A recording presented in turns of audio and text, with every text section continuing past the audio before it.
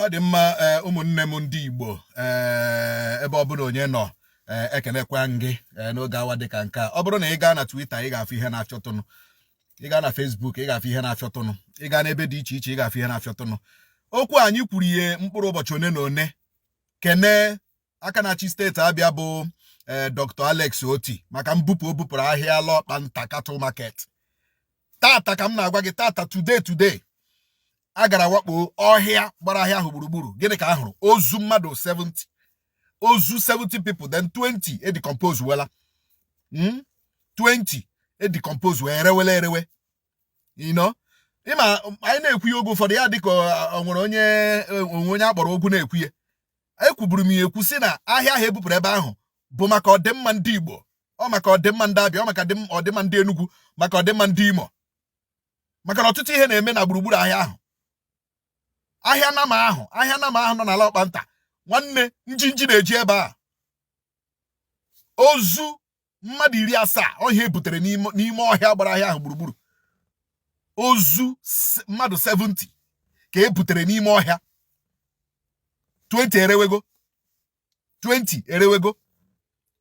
Investigations niile mere na-atụ aka na ọ na-ahịa ahụ ka a na-abịa anara ransom. Asị kwa ụgwọ onye ejidere, asị kwa ụgwọ onye ejidere, ọ ebe ahụ ka a na-abịa adachi jee drọpụ ego. Ndị Fulani na-achị nnama na-ere nnama n'ime ahịa ahụ, nwanne ihe ndị a mere sọsọ Chineke bi n'igwe, sọsọ Chukwu okike abịa ma ihe ndị a mere n'ime ahịa ahụ. Sọsọ ha ma ihe mere n'ime ahịa ahụ. Onye mere ejigbo ebupụrụ ada eti mkpu ejikwesị ha lawa, ejikwesị ha lawa. Most of ndị big men wụ ndị na-ere nnama ebe ahụ, ha socha na coordinate ihe gbasara ntọrọ mmadụ within that Alọkpanta Cattle Market. Amami na-aghọta. Most of ndị big man ndị ya ndị ugwu ma ndị ha socha na coordinate ihe gbasara ịtọrọ mmadụ around that Alọkpanta Cattle Market. Ebe ahụ ndị mmadụ na-anwụ gwogwo, people na ha na-egbu people gwogwo. Ndị be ha na-abịa ahụ bịa weta ego eji gbapụta ha, egbuo ndị ahụ, egbuo ha. Ozu dọrọ.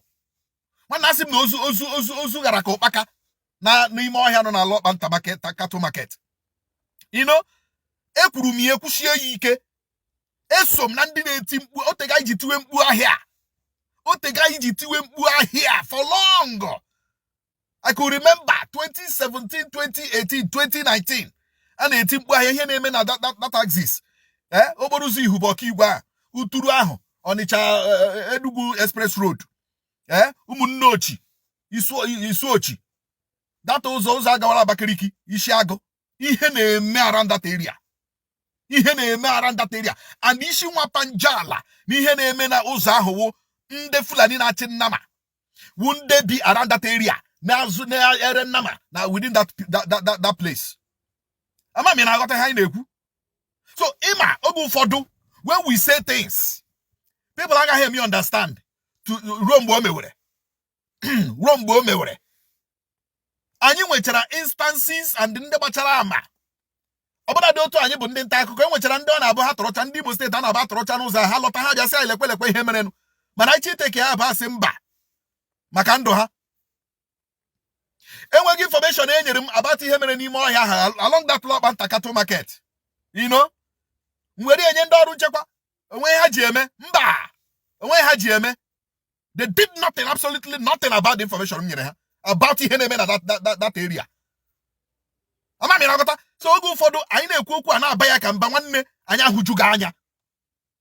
Anyị na-ekwu okwu ihe na-eme na Alọkpanta Cattle Market, along Ihubokigwe Road, along Ụmụnne Ochi Isuochi Road, along Isiagụ Enugu Port Harcourt Express Road. Anyị na-ekwu ihe na-eme within that area, nwanne anyị ma ihe anyị na-ekwu. Akarachi steeti Abịa ekenekwa nga ọzọ, dike na asa, dimkpa na asa, ihe iwu odogwu ka ịbụ. Odogwu ka ịbụ gọvanọ odogwu, ndị nke ọzọ bụ ọ dị egwu. Ọ gị wụ the only odogwu gọvanọ anyị nwegodiri na East kịta, ndị nke ọzọ bụ ọ dị egwu gọvanọ. Anyị ekene nga ọzọ, kedu ife na-emeli ive Chukwu okike abịa ma ya echebeghị.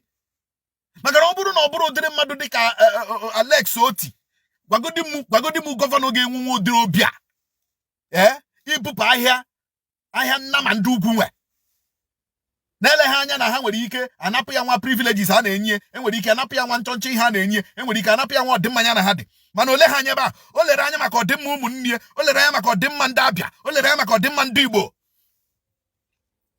Na the other video mere ekenere m ya si ya na ahịa ahụ o bupụrụ dịrị anyị mma bụ ndị Imo, dịrị ndị Enugu mma, dịrị ndị Abịa mma, maka na ya ahụ the 3 states of the Southeast mkpamkpa na-akpa n'etiti ha. 70 ozu ụmụaka na ya, ozu ndị agadi na ya, ozu ndị mpa na ya, ozu ndị mma na ya, ozu ụmụ okorobịa ụmụ agbọghọbịa na ya, ozu 70. Ozu 70. We are talking of mmadụ nwụrụ anwụ 70. Ihe ahụ ndị na-ejere onwe ha, na-emere onwe ha travel. Ya ahụ ndị na-emere onwe ha travel along that road anwụrụ ha bụ ebe ahụ. Nke ndị be ha na-eweta ransom egbuo ye. Nke ndị be ha na-eweta ego egbuo ye. Somebody, a man that is a witness, bịara na my office. Yeah, 2 years ago, this man gwara m ihe a. Gwacha m ihe a. Nyeta m that information. Me were that information onye m nye ndị ọrụ nchekwa. Gịnị ka ha ji eme? Nothing. Nothing. Onwe ha ji eme. The kind of ndị security agents anyị nwere n'Imo State, nwee na Abia, nwee na Southeast. Ọ Chineke zọwa anyị. You know, ọ Chineke zọwa anyị. Let me tell you the truth. Nchekwa niile anyị bụ ndị nwere nchekwa ka ọ dị ugbu a. Ọ Chineke na-echekwa anyị, ọ bụrụ mmadụ, ọ bụrụ polisi, ọ bụrụ ama, ọ bịa DSS. Chineke na-echekwa anyị. Odiri mmadụ dị ka gọvanọ Oti ka anyị na-arịọ Chineke biko nye ndị Igbo. Chineke wee gọzie ndị Abịa, wee fichaa ndị Abịa anya mmiri, wee were onye dịka Dr. Alex Oti wee nye ha. Ọ bụrụ afụgo ihe Dr. Alex Oti na-eme. Bupụgodo ahịa ahụ first. Abịa bazia n'ime ọhịa nọ n'akụkụ ọhịa ahụ, wee chọpụta na e nwere ndị egburegbu nọ n'ime ọhịa, ndị ozu ha na-ere mmadụ 20. Ọ bụrụ na ebupụ ha ahịa, m na-agwa gị bụ eziokwu, aga na-aga n'ihu na-egbu ndị mmadụ n'ime ọhịa ebe a. Maka na ọ bụrụ na asị gị weta 20 million iwetara egbuo gị, asị gị weta 5 million iwetara egbuo gị, asị gị weta 10 million iwetara egbuo gị, tụnye gị n'ime ọhịa ebe a. Those protests a gọvanọ kụpụrụ, ọ ebe a ka a na-akpọba ndị mmadụ. Ebe a ka a na-akpọba ndị mmadụ. Onwe onye ka chọrọ ịgbapụta, akpọpụta ya ebe a. Agwa ndị be ha weta ego within that Lọkpanta cattle market. Ndị ka akpọbaziri n'ime ọhịa ọnwụ. Ndị ka ma ụmụaka ihe ewu ndị na-emere innocent people na-emere onwe ha traveling. Innocent people na-emere onwe ha traveling. Ha bịa ha block road. You know? Ha block ha na road. Ha kpọrọ the whole people nọ na passengers niile kpọba ha ime ọhịa. Egbu ndị a ga-egbu, onwe ndị wetara ransom ahapụ ha. Ma ga wetara ransom, you are gone. Anyị na-ekele gọvanọ Alex Oti, gọvanọ ndị Abịa, maka ime ihe bie na-apụghị imenwu. Ime ihe gọvanọ Imo steeti na-apụghị imenwu. Ime ihe gọvanọ Enugu steeti na-apụghị imenwu. Ime ihe gọvanọ Anambra na-apụghị imenwu. Ime ihe gọvanọ Ebonyi na-apụghị imenwu. Gọvanọ Alex Oti wee mee ihe. Onye merie bụ gọvanọ Alex Oti. Gaje egosi gị kpọmkwem na onye a bụ ezigbo nwa afọ Igbo. Onye awụ ọkpụrụkpụ nwa afọ ọkpụrụkpụ nọ na nwa afọ Igbo. Amụshiri ike n'ala Igbo. Ọwụ nwa afọ Igbo dị ala ka ọwụ. Ana m ekele gị Dr. Alex Oti maka ifichawa ndị Igbo anya mmiri site n'inye anyị nchekwa anyị na-achọ. Nke ahụ ebupụgodiri ugbu a, anyị ga-ahụ na kamgbe ahụ ebupụrụ ahịa Lọkpanta, o nwere ka isi dukepukobu ọzọ. And ama m na Dr. Alex Oti ga-adịrịla ready to tackle insecurity within that axis. Ọ fọziri ndị gọvanọ ndị nke ọzọ. Ọhịa ndị a niile nọ n'Ihube Ọkaigwe ekwesịrị ịgbabata n'ọhịa ndị a nọ n'Ihube Ọkaigwe. Enwe mgbe m kwuru ihe, onwe mgbe m nyere suggestion si governors of Igbo land should start entering into forest nọ n'ala Igbo. Nwanne gị baa na forest nọ n'ala Igbo ife na-eme. Gị baa na forest ndị nọ n'ala Igbo ife na-eme. Ka bidogodi n'Imo steeti. Ọhịa ndị a nọ n'Ihube Ọkaigwe, nwanne, ọ bụrụ na gọọmenti baa n'ime ọhịa ndị a nọ n'Ihube Ọkaigwe, ihe a ga-ebute ozu karịrị 100. Ihe na-agwa gị bụ eziokwu. Ebe ahụ a tọrọ Methodist Archbishop ndị Methodist ga, ọ bụrụ na aba ebe ahụ, ọ bụrụ na gọọmenti jee redio ime ọhịa ahụ, nwanne a ga-ahụ ozu. A ga-ahụrịrị kabụrụ a ga-ahụrịrị. Methodist Archbishop a tọrọ gwara anyị hoo ha ndị na-eme ihe a na ndị ahụ ndị na-achị nnama na ha na-eme ihe a maka na ha da anụ dị Igbo. Ha da anụ dị Igbo, asụsụ ha ka a na-asụ. You know?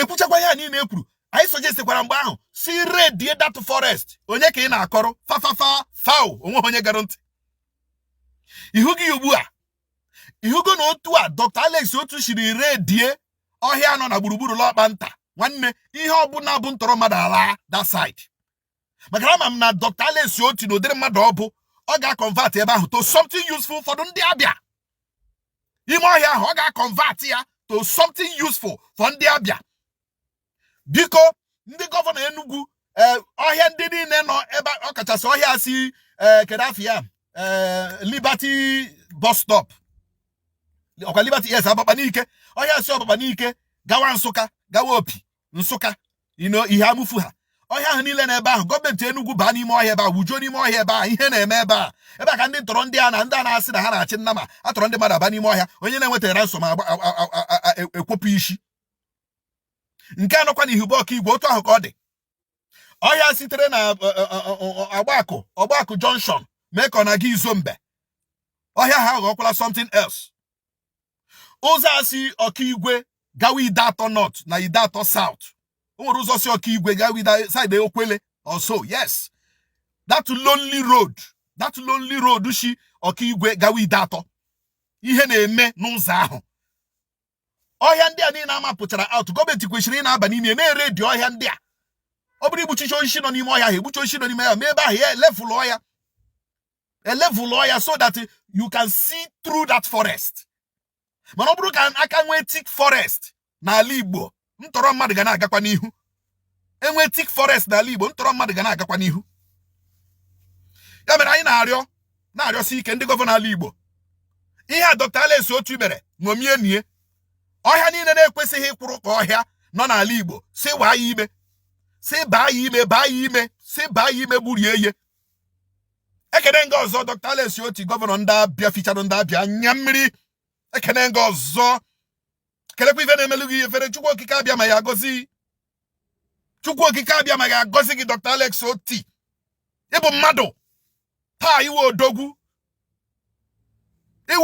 iwu kpii idere ịbụa ekene nga ọzọ kedekwa ga ọzọ kede ga ọzọ ugboro ịsaa ọ ya adịlịrị gị mma n'ụtụtụ dịlị gị mma n'efe dịlị gị mma n'abalị ọ ya adịlị gị mma n'eke dịlị gị mma n'orie dịlị gị mma n'afọ dịlị gị mma na nkwọ Dr. Alex Oti Chineke gọzie elu anyị gị maka na ọgụ a bụ onye na-egosi ndị gọvanọ ifefa kwesịrị ime as far as insecurity settling and stopping insecurity in Igbo land is concerned.